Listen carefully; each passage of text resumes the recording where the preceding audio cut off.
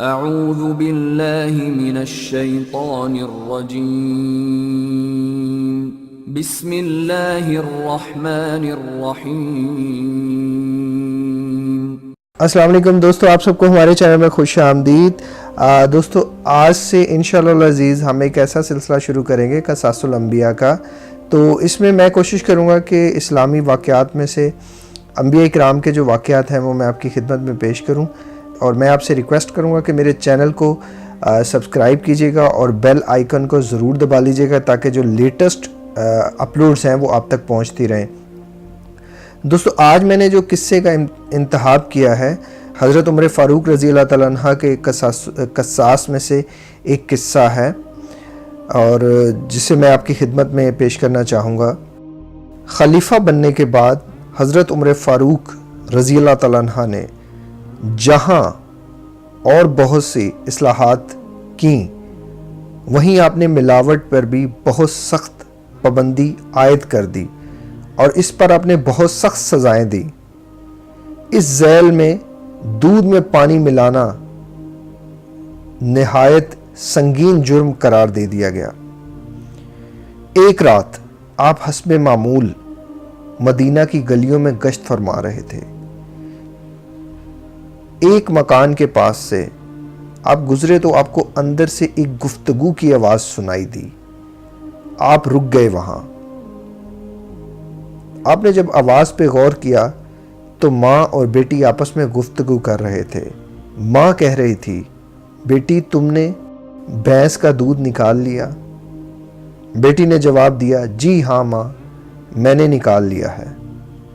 ماں نے کہا، تو اب اس میں کچھ پانی ملا دو تاکہ دودھ کی مقدار اور زیادہ ہو جائے اور اس کے بدلے میں ہمیں تھوڑے پیسے اور مل جائیں گے۔ بیٹی نے تیزی سے کہا، نہیں، یہ جرم ہے، تم جانتی ہو نا خلیفہ نے اس پر کتنی سخت سزا رکھی ہے۔ ماں نے اسے سمجھایا، دیکھو بیٹی، اس دودھ کی آمدن پر ہی ہمارا گزر بسر ہے، تمہارے والد حیات نہیں اور نہ ہی کوئی اور کمانے والا ہے۔ بیٹی نے جواب دیا، ٹھیک ہے ماں، مگر میں خلیفہ کے حکم کی خلاف ورزی نہیں کروں گی۔ ماں نے کہا، بیٹی اس وقت کون سا خلیفہ تمہیں دیکھ رہا ہے؟ بیٹی نے جواب دیا، ماں ایک خلیفہ ہے جو دیکھ رہا ہے۔ ماں نے پوچھا، کون؟ بیٹی نے کہا، خدا تو دیکھ رہا ہے، کوئی اور خلیفہ دیکھے نہ دیکھے، خدا تو دیکھ رہا ہے۔ بیٹی کا یہ جواب سن کر ماں بھی خاموش ہو گئی۔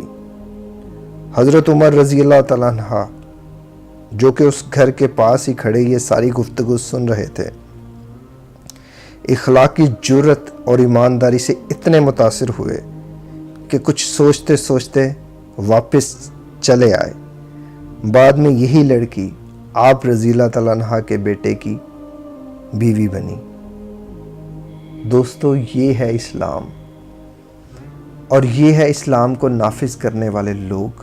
جب سزائیں ملنا لوگوں کو بند ہو جاتی ہیں اور سزا کے بدلے میں لوگ چند روپے دے کے چھوٹ جاتے ہیں، تو پھر معاشرے اسی طرح ہی تباہ ہوتے ہیں جس خستہ حال میں آج ہم کھڑے ہیں، جہاں زناکاری کی کوئی سزا نہیں، جہاں جھوٹ بولنے پہ کوئی سزا نہیں، جہاں کسی کی عزت برباد کرنے پہ کوئی سزا نہیں، جہاں شراب پینے پہ کوئی سزا نہیں، جہاں امیر کے لیے تو کوئی اور قانون ہے لیکن غریب کے لیے اور قانون ہے۔